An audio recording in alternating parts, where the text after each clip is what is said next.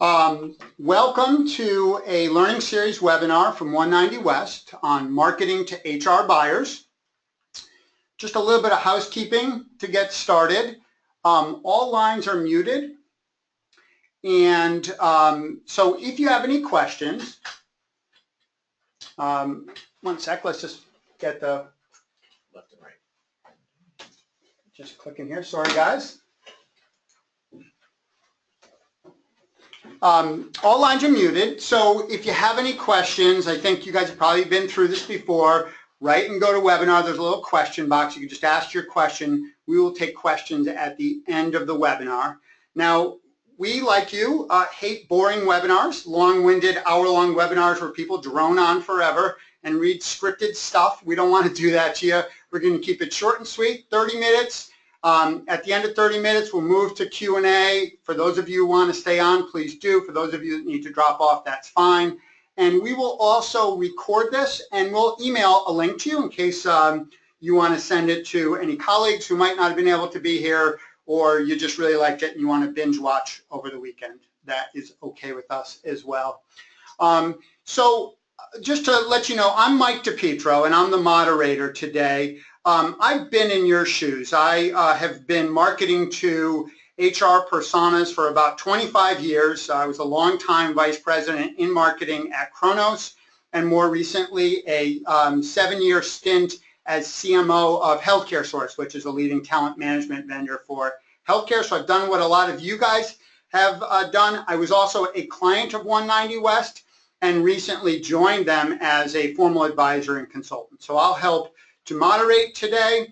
Pretty straightforward learning goals. We have 3 HR professionals. They're going to give you some insight into how they research and evaluate vendors. We hope they're fairly representative of those who you market to. We're going to keep a focus on the early stages of the buying process, more the stuff that marketing impacts and sales impacts. And then we'll also share best practices on how to capitalize on what they're saying and what we can learn from that. We talk about our panel for a moment.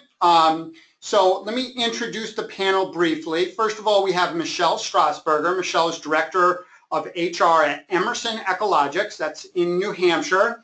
And Emerson's a major outlet for professional grade nutritional supplements. And Michelle has been a director of HR for quite a while, and most of her history has actually been with technology companies. She's worked for a number of software companies and communications companies. She's also very active in the New Hampshire Human Resource State Council. She's also very progressive with technology, kind of one of those leading edge people. So hi, Michelle, how you doing? Hi, Michael. Hi, everybody.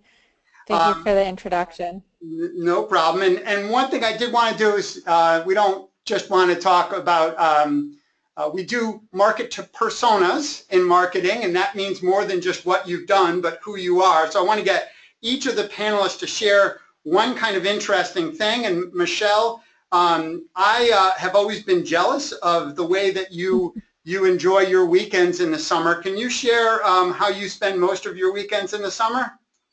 Yeah, so I'm very passionate about HR, but I do step away for the weekends. We have a boat on Winnipesaukee that we actually stay on in the summer, so that's where we spend our weekends. Yeah, nice houseboat. And if any of you have ever been up to Lake Winnipesaukee in New Hampshire, you know it's absolutely gorgeous up there. So hopefully you're up there this weekend. Yeah, absolutely. We have Greg Maris, and Greg is VP of HR at Meadville Medical Center in Ohio. And in the past, he's worked in other senior level HR positions at other large healthcare organizations in the Pennsylvania and Ohio area. Now, at a community hospital like Meadville, the HR function is arguably more critical than in a lot of other organizations. You've got unions, you've got recruiting challenges, 24/7 shifts, very strained budgets, and Greg somehow manages to keep it all together, at least most of the time. And he's got a really big focus on org development and culture. So, hey, Greg, how you doing? I'm doing great, Mike. Thank you very much for the introduction. Good, no problem. And Greg has actually been kind enough to call in during an off day, and he's got kind of a fun thing he's doing right now. Greg, I want to give you a little opportunity to brag a bit about your daughter. Tell people where you are right now. I'm currently in the Indianapolis Convention Center at the USA Girls Junior National Volleyball Championships. My daughter is playing on a team. We're from Cleveland, and we got a bid to come here and play, and so we just finished up our day with two match victories, which was awesome. So it's just been crazy time, and there's, I don't know how many, 15,000 young ladies screaming and hollering and having a good time here. So it's pretty crazy in Indianapolis right now. Good. And have fun and enjoy that, and hopefully she does really well. And speaking of Indianapolis, by coincidence, our other panelist is Michelle Snyder. Michelle is HR manager at Indiana University Health, or otherwise known as IU Health, which is one of the largest employers in Indianapolis. Michelle's a nurse by training, but she moved into nurse recruiting, and now she manages multiple HR functions at IU Health, though I've always really considered her an expert in recruitment strategies. So, hey, Michelle, how you doing? Hi, Mike. Hi, everyone. Thanks for having me join you. No problem. And I think you offer a unique perspective. I know in a couple of weeks you also have a very big week, being that you are president-elect of the National Association of Healthcare Recruiters. Maybe you can just briefly tell everyone about that organization and about what you'll be doing in a couple of weeks. Yes, we are, in fact, 12 days from tomorrow, we are hosting our national conference for healthcare recruiters, where we're convening in Las Vegas. So in July, that should be nice and warm. We're just a national organization of HR colleagues that specialize in recruitment from all across the U.S. And we meet annually, and this year happens to be in Vegas, and we're expecting probably about 180 attendees this year, with where we have speakers, where we share best practices and exhibitors, and so we're really looking forward to it. It's crunch time, and we're just finalizing everything, so it's a busy time. Good, and good luck, and a little pitch out to NACRA. It's a great place for vendors to go exhibit as well. I've done it for many years in my past life. Yes, we'll miss you this year, Mike. I'm not sure I want to be in Vegas, though, in July. I think it's like 190 degrees out there right now. So, lastly, we have Ashley Carrier, and Ashley is the founder of 190 West, who's our host today, and he has 16 years of marketing to HR personas. He is about as expert as they come when it comes to digital marketing strategies, especially in the area of marketing to HR, and he's going to share some of his expertise today. So Ashley, other than working 25 hours a day, 8 hours a week, I was going to ask you a question, but I'm going to twist this around a little bit. Ashley just told me that his 7-year-old son, Shane, gave him a joke to open up with, and he didn't want to use the joke, but I'm going to force him to do it anyway. So tell Shane's joke, Ashley. So my son's starting 3rd grade, and I was telling him that I was doing a webinar, a live webinar today, and he said that, well, my teacher just said that if you open it up with a joke, it's a great icebreaker. So he said, why don't you tell him this joke? The joke is, what smells like a banana and is invisible? And the answer to that is a monkey fart. So that is my 7-year-old's joke. Who doesn't like a good monkey fart? Whoa, a monkey fart joke, or falling in your chair. Sorry about that. All right. So about your host, other than being a little uncoordinated and falling in the chair, 190 West is what we call an all-in digital marketing agency. And we focus on specific personas, those personas being HR buyers and IT buyers. So for companies that sell to HR, like many of you or most of you on the call today, or to IT buyers. And we do what most agencies you would expect to do, which is to help those companies develop leads and build a pipeline. And so hence the fact that we are doing this webinar, and this is part of a full learning series that we're actually kicking off.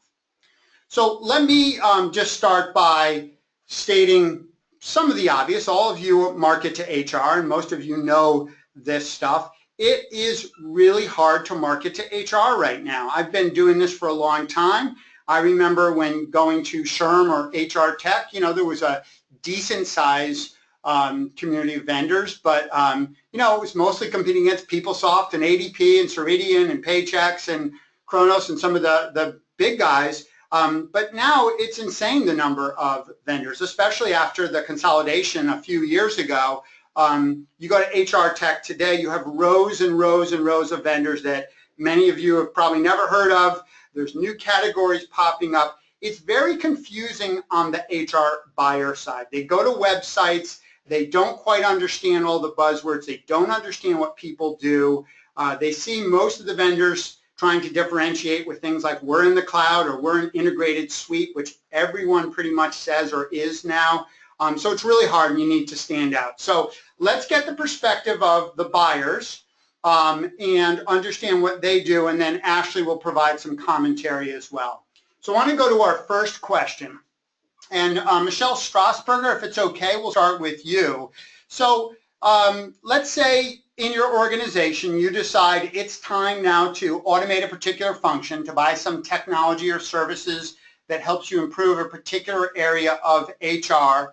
How do you go about researching and evaluating the vendors, and this being before you ever talk to a salesperson, like before you ever make the calls? How do you get started on that? Maybe you can just comment.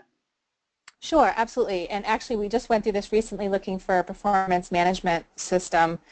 So I'll reach out to my network. I belong to New Hampshire LaborNet, which is a local New Hampshire HR network, and get some feedback there. I also use them for references. And then I look to Google, and I do a Google search, and hopefully can grab demos and things like that by checking out their websites. Great. Greg, how about yourself? When you go to research or evaluate vendors in a particular area, how do you get started? What do you do? Yeah, really very similar. You know, going to some of the conferences that I'll attend, or I'm active in the Society for Healthcare Human Resources Professionals of Pennsylvania. So we'll often have vendors, you know, speak at those events, and so you get a good idea, you know, what they're offering and just sort of the baseline stuff. And then I'll go back and do the same thing. I'll research, go on Google, Internet, try and grab as much information I can about them, and even reach out to peers of mine in different organizations to see, you know, what their experience has been. Great. So far, web searches, and it sounds like more local conferences than national conferences from the two of you. Michelle, how do you do the research and evaluation of vendors? How do you get started? I do like Michelle and Greg, but I also reach out nationally because I am connected across through NACR to see what everyone else is using as well. So mine's kind of threefold. Internet, I'm connected through Indiana, the Indiana chapter of recruiters, and then also as well as nationally to see what products are other people using as well. Good. All right, well, I want to get to then, once you find potential vendors, what you look for, what you're looking for on their website, and what type of information. But before we do that, let's just get some commentary from Ashley then on that first step, that starting of the process of looking for vendors. Yeah, so what we're seeing often when we're talking to different vendors selling to HR buyers is there is a focus on search. There's also a lot of just general cold emails that are being sent to people. And I was just going through before this webinar, I was looking at my inbox. There's actually 7 emails that I've gotten from vendors today trying to register me for a demo. I've never heard of these companies before. There was 2 that I was somewhat familiar with. But the invitation to a demo is just too forward for me right now. It's like a marriage proposal before we've even gone on our first date. There needs to be more nurturing going on. So what we call this, what you're seeing in front of you, is really a single touch point of marketing. But what you've heard from Greg, Michelle, and Michelle is you've got to be in multiple areas at the same time, but it's got to be synergistic, and they're going to hear from peers. So where are these peers, and how are you educating these peers? So if you go to the next slide. From a marketing best practice, here's what we see as opportunities and where vendors should be focused on. You really need to define your messaging and differentiate, right? So you may have caught someone at the right time during their evaluation process, but the likelihood is of that is pretty slim, right? that person is doing a lot of decision making and a lot of research on their own through peers. They're looking at Google. You may hit them up with an email. They may go on LinkedIn and find something, but you've got to be doing all these things at the right time, and you have to know who you're talking to in terms of the influencer and from a buyer's perspective. You know, and what we're seeing often is I could take the logo off of many websites that I look at, replace it with another logo, and a lot of these vendors are saying the exact same thing over and over. It's a lot about your features and functionality, but you haven't differentiated yourself as to what are we doing. So to go back from a statistics perspective, 92% of HR buyers are using search engines today. I would argue that's probably 100%. 67 of them are finding valuable information on LinkedIn. How are you leveraging LinkedIn as a strategy? And then asking your peers, as all three panelists just mentioned, half of them are starting their search before they ever contact you. They already know about you from the peers that they've spoken to. Great.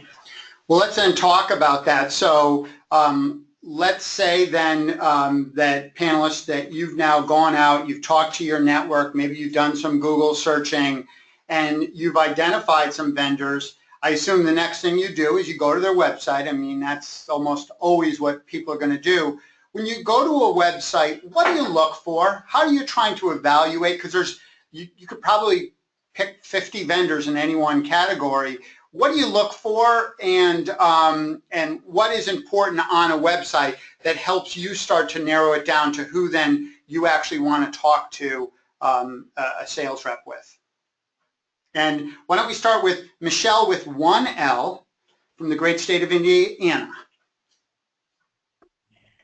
Well, again,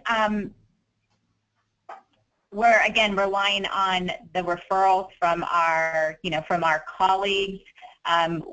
We are looking at the websites to make sure that, they are reputable, credible. Do they have references on their websites? Do they have, statements from, we've actually have some current vendors that we use that have references or quotes from our own colleagues of products. So locally that we found very interesting. So that's kind of the stuff that we look at. That's our starting point. So credibility more so than features and functions. Yeah, I absolutely. Yeah, that's kind of fluff to me, if the truth be told. Yep. So that's what yeah, we're here to tell the truth, Michelle. I do tell, I tell the truth, Mike. I look for the meat on the bone. There you go. Greg, what do you look for? You go to someone's website or you look at some of their marketing material. What are you looking for to choose who you're going to pick up the phone and call? Well, two things. First of all, I'm a client of Healthcare Source, and since you're no longer with them, Mike, it's not a plug for Healthcare Source, but I actually did a testimony that was on the website. And so I agree with Michelle. Being able to go onto a website and see, testimonials of some of your peers that you may know, or potentially can reach out to as as references is really key. I think that's a great move. I personally am a visual learner. I like to see things. I like to see the product. I really don't like going onto a website and having to go through a whole bunch of clicks and pages and searches and not even see what the product looks like, or so having some type of a demo really on the website is important for me, because I like to see it. We're not a sophisticated organization, and I want to make sure that it's something that our folks could use, and so I have to see it. I have to have hands-on, see it as soon as possible. Great. That's excellent. And I think being a visual learner is important to understand. There are different personas, even within the same role. Some people like to read, some people like to watch TV, and we need to appeal to both. Michelle Strasburger, when you go and you're evaluating vendors, what do you look for in the content that is on a vendor's website? So similar to what Greg said, I like to see what the system does and if it meets our needs. I'm not going to call and waste somebody's time if it doesn't have all the functionality that I'm looking for. So I like to be able to have that information kind of readily available. I don't want to like dig through a lot of information to have to find that, so it should be very simple. And a demo would be great, and a demo that's easy to get to without having to fill out forms and then deal with sales calls after that, just to make sure that it meets kind of the minimum needs that we're looking for. Excellent. Excellent. All right, and I want to turn to best practices. I also want to remind we do have some good questions coming in, but if you have questions for any of the panelists or for Ashley, please use the question feature within GoToWebinar, and then we'll get to those in about 10 minutes or so. So Ashley, talk about best practices of what people should be presenting to HR buyers when they show up on the website. Yeah, that's absolutely right. So that first impression is really important, right? And not only the first, but the second, the third, the fourth, and the fifth. And you got to remember that people don't always visit your home page. Every single page on your website is important. Not only is the email that you're putting out there how important it is, the LinkedIn profiles, the images that you're using, and you have to understand that you've got to be talking to multiple stakeholders. You just heard from Greg that's a very visual, and then Michelle was saying that a demo is important to her. So you have to really understand your buyers. So not only is traffic important to you, you've got to optimize your website to make sure that you're found. But those external sources, what we call reviews, your social profiles, the referrals that you're getting, those visual case studies, the illustrations that you see here is actually a client of ours, and I can't name them, but they came to us in January with a beautiful website that they had just finished investing thousands and thousands of dollars building, and they wanted us to help them with it. And they said, I can't. There's nothing that I can do. There's nothing that differentiates you from anyone else. You're in the HR time and attendance recruiting space, but I could take your logo and replace it with someone else. So when we started interviewing them, I realized that they're the #1 HCM provider in the Northeast. They have 5,000 clients, 8 local offices. So rather than educate them on time and attendance, which everybody already knows about, differentiate yourself. Why you? You're going to have about 8 seconds to convince me why I should pick Front you. page too. Yeah, absolutely. And all pages. Yeah, good. Let's do one more question with our panel, and then a little bit more commentary from Ashley, including some practical thoughts you can take and implement tomorrow, hopefully. So I'm sure you're not alone. You guys all work in larger organizations. Who participates in the vendor evaluation process? And other than seeing, a sales rep doing a demo, what are they doing? How are they doing research? So talk about the different, you have to say names, but different titles that typically will get involved in doing research on HR vendors. And Greg, why don't we start with you this time? Well, again, we're a fairly small department, so when I get, and we've done this before, we get to that stage, I'll bring in this sort of the key role player. So if it's a benefits software, then obviously the benefits specialist, the HR manager, myself, probably would be the first to view a demo or any kind of a presentation. We might then expand that maybe for a second show, and then include IT. Although IT guys, you got to watch out for them, because they'll tell you no, we can't do it, and the next thing you know, you're using a chisel and marble to get your work done. So I try to limit that. I try to have sort of a better idea and more of a, hey, we're right to this level. What do you think? And then obviously at some point in time you got to bring finance in and look at the cost. So I progress. I like to build the case. I like to have the information, the benefit, and then if there's a return on that investment, but then sort of gradually add people on and on once we've got a comfort level. And Michelle Snyder, you being in a healthcare organization as well, I'm sure it's similar types of roles. For those types of roles at IU Health, are they going on the website? Are they looking at any of the marketing content? What do they do when they're trying to understand maybe the vendors that you're considering, the finalists? So we're a very complex system. We have 19 hospitals statewide, and we're very systematized. And so in order for us to go with, we like to go with a particular vendor, so we get buy-in from all of our statewide HR partners. And so we rely on input from all of them. And so we're in regions, so they very well will go out and do their own research, and each region will make their own recommendation on who they want to look at from a vendor standpoint.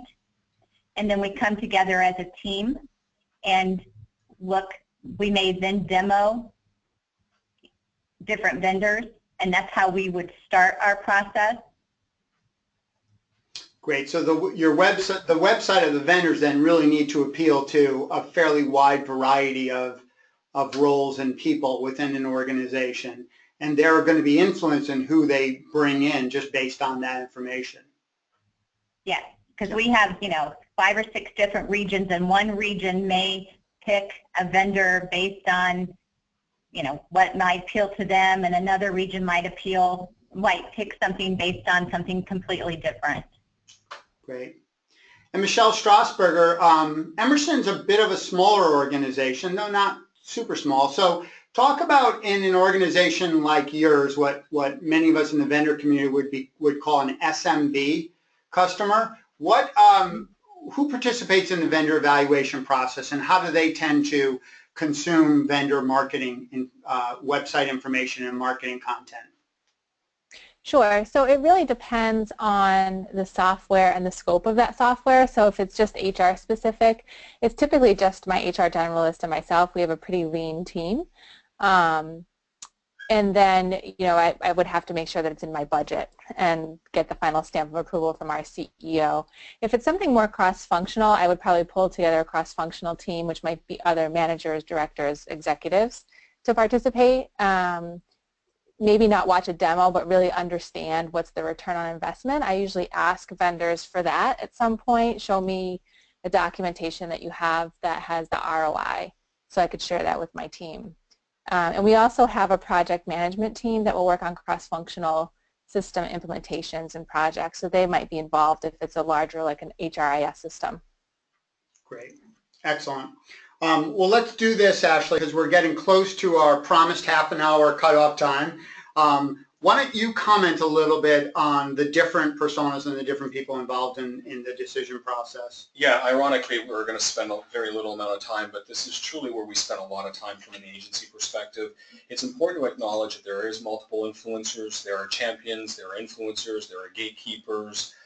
You also have to appreciate that not everybody that you're targeting is buying. So to say that you're going after an HR buyer is not entirely accurate. There's a lot of people that are involved in this process. You have to hit all these people because your sales cycle could be 3 to 9 months, and they may have begun, a good solid month to 2 months before you even are aware that they're in the research process.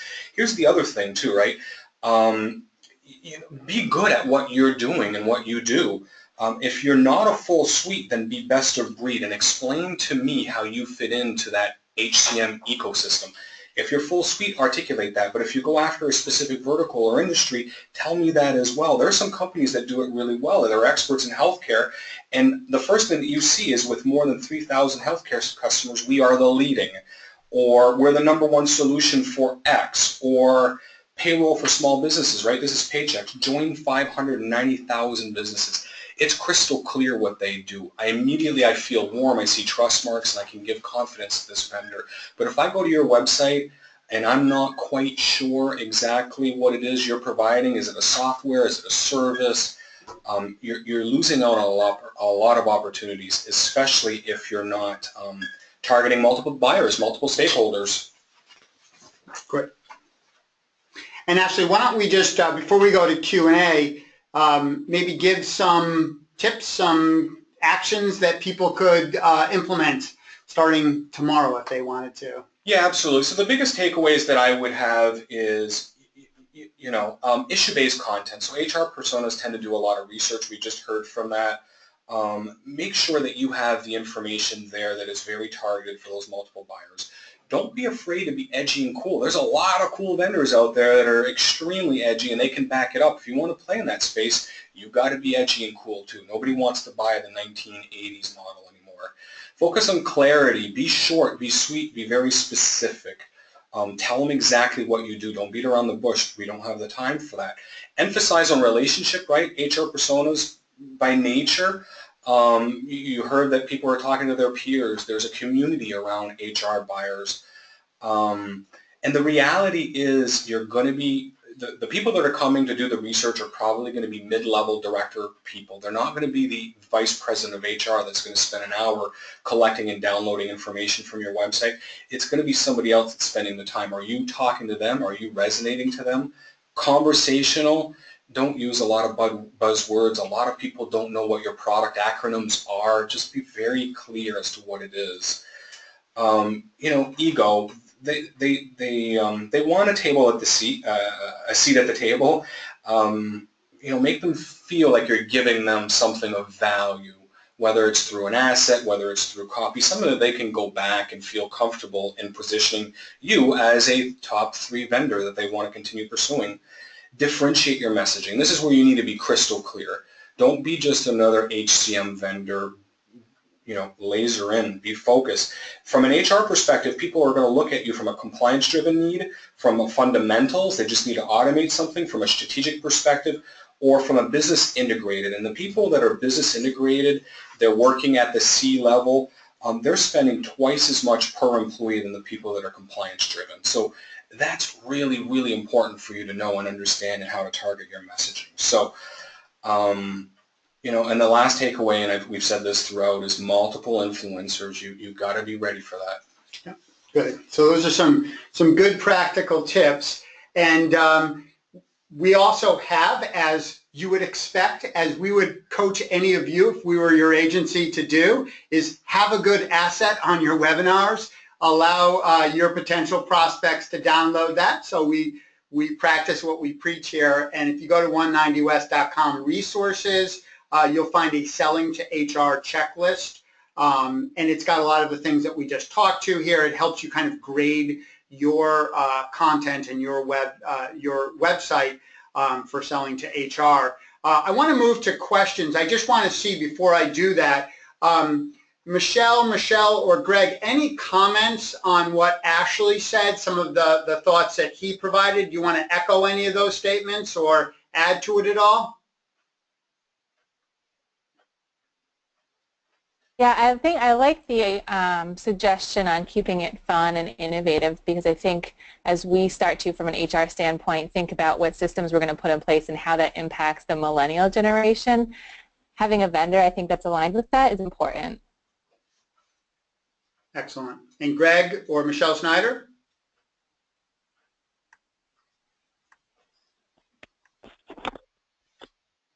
Okay, it sounds like I'm going to take that as you agreed with everything Ashley said.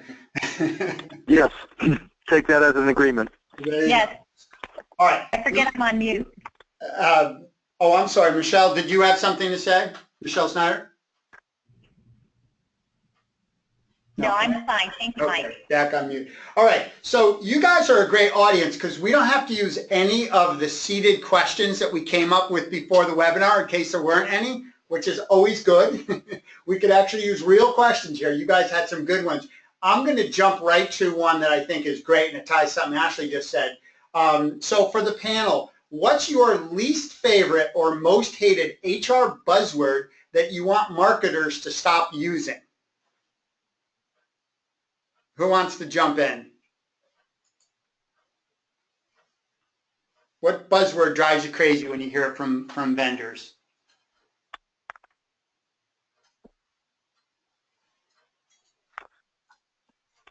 You know what? I don't have one. What really gets me is when they don't know how to pronounce my last name. That's probably the worst buzzword.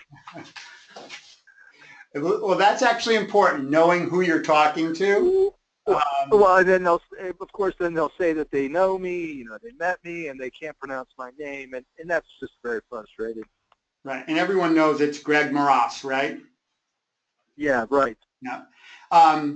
Michelle Snyder and Michelle Strasberger, any buzzwords or just in general, ways that marketers talk to you that kind of drives you crazy and you know you're getting marketing speak rather than real information? You know, I don't know if it's buzzwords or anything, but for me, I'm very cut and dry and I want to know like the end result. So does your system meet my needs and how much does it cost? Yeah. And there seems to be, you know, the first meeting or the first call, there's a lot of fluff. And for me, you can eliminate that fluff because I don't really care if you're the #1 vendor out there or the #5 vendor. If you're going to meet our needs and the system's going to work and it's within our budget, then I'm going to continue the conversation. Yeah, can I answer No, part of please, that? Ashley, yeah. So one of the things, as we do our analytics, we're very analytical, right? It's important for us to understand how people interact with websites, and we leverage analytics. But we talk to a lot of HR buyers as well, and one of the most frustrating thing, it's maybe less of a buzzword, but it's everything is gated. In order for them to learn about you, your vendor, whether it's a video, whether it's a company brochure, it's frustrating that they have to fill a form. From an analytical perspective, we see that because less than 2% of the people that come to your website require it. Why? Like, just give them the information, educate them, nurture them. Maybe there's something of value, a demo, sure, that requires, you know, filling on a form. But for the most part, give them access to the information that they need to make business decisions. Michelle Snyder, a question specifically to you as a larger organizations. What recommendations do you have to successfully approach an organization that may have a distributed HR team like yourself?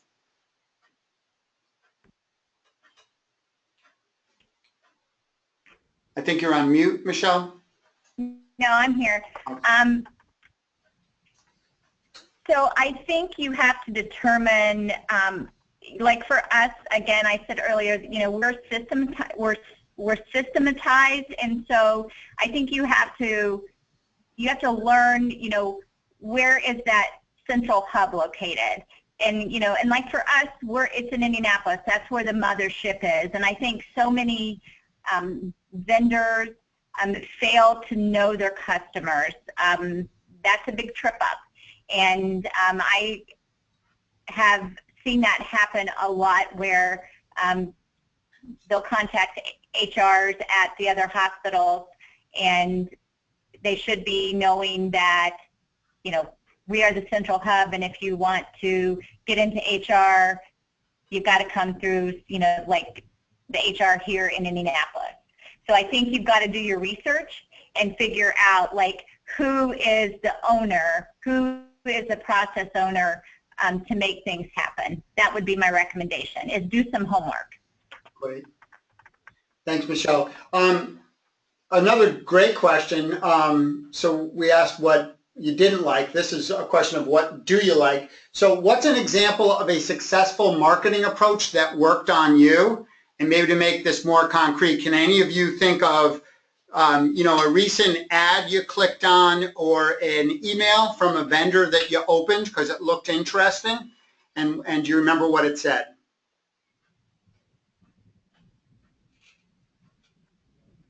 I think the ads that I click on probably most frequently are from Namely. I think they just have relevant content for HR, so it might be an article or something like that that just grabs your attention, and you go and click on the article, and then it takes you to their website. Yeah, so I know Namely. This is Greg. I would agree too. Yeah, so this is Ashley. I know Namely really well, right? We see them a lot. And the reason that they're successful is they're really targeted. They understand their buyers. They understand you, but also because they've been nurturing you for a very, very long time. Eventually, if you were a buyer for their solution, you would gravitate immediately to them. Their marketing machine never stops, and I think that's important. And it's content. It's relevant content, which is key. It's newsworthy. It's educational. There's thought leadership. They're not always trying to sell you their software. Right. Well, I get a lot of emails from existing vendors that are not IT related. They may be consultant related, and I'll get, even current vendors that I use will continually send updates about what's going on. You know, whether it's in the court system or in Washington, whatever, and they're very educational and pertinent. So obviously not trying to sell anything, but I know it's coming from Xerox or this company or that company. Right, so those content pieces tend to do better for, it sounds like, the two of you when someone's trying to reach you on stuff that's relevant to what you care about. Next question is, what HR functions are experiencing the most noticeable transformation right now? All of them, I would say. But well, what Michelle, or Greg, and maybe we can go back to you because you kind of oversee all areas of HR. Though I guess Michelle Strasburger, you do as well. Where do you see the most change happening right now?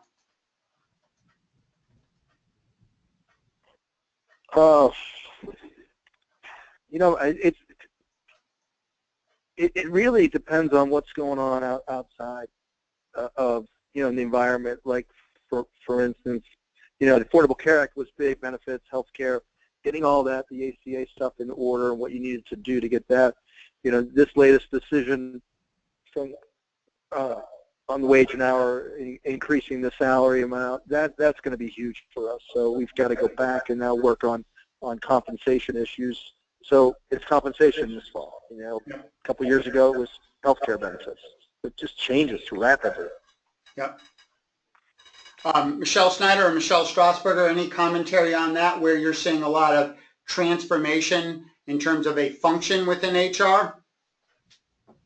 Yeah, I think that, I mean, all the roles I think are probably transforming, but I would say the role that probably has to reinvent itself the most is probably recruitment, and Michelle could probably talk to that as well, where I think recruitment changes so drastically and the needs out there are changing and the unemployment rate keeps dropping that we have to continuously rely on social outlets and different kinds of software, you know, in a different approach for almost every single role. Excellent. And last question, and then we'll wrap it up and let everyone get back to their regularly scheduled jobs. How do you weigh features versus services from a vendor? And I'm going to slightly change the question because this is more oriented toward marketing, I think. When you're looking on a vendor's website, do you just look for features and product, or are you also trying to evaluate what type of services they have and how they meet your needs from a services perspective on the website when you're doing initial research?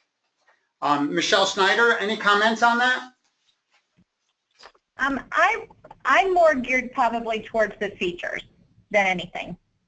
More features to get started? Greg? Yes. Yeah, same. And then I'm going to rely on references or peers or people that I know in the industry or through my connections with ASHRA and some of the other groups that I belong to get a little bit more background on the company. Great. And Michelle Strasburger?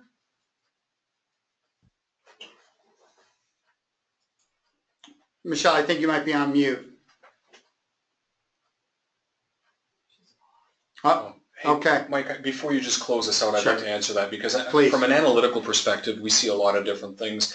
If you're a major brand, you know, the features are important, but if you're not a major brand, one of the things that we're seeing is the management, the bio, the About Us pages are tremendously important. We see a lot of companies that don't put a lot of weight or a lot of value. Nobody wants to see my picture there. And the reality is that's not true because they're evaluating you and they want to know if you're going to be around for quite some time. So again, don't neglect any part of your marketing and you know, features, services, but also about you, your business, your management team. If you're funded, let's get that out there on the table. Great. Okay, so we're going to wrap it up. I would ask one favor out of respect to our panelists. I did say, I think they were all a little worried to be on a webinar with quite a number of HR vendors that they were then going to get hammered by marketing after this. So we'd ask that you be respectful of that. And understand if they wish to not respond to some of your emails. Though we won't do the same favor for you. You would expect, as you would understand, that one of the reasons we're doing this is to market 190 West. And we will reach out to all of you, but again, we will be respectful. If it's not, if the agency is not right for you or it's not the right time, that's fine. But if you do want to learn more about us and how we're kind of unique, we'd love to tell you our story. Okay, and again, you can learn more at 190west.com. Okay, thanks everyone for your time. Ashley, thank you. Michelle, and Greg, thank you very much. Greg, tell your daughter good luck. We hope she does very well in the volleyball tournament. And until next time, thank you.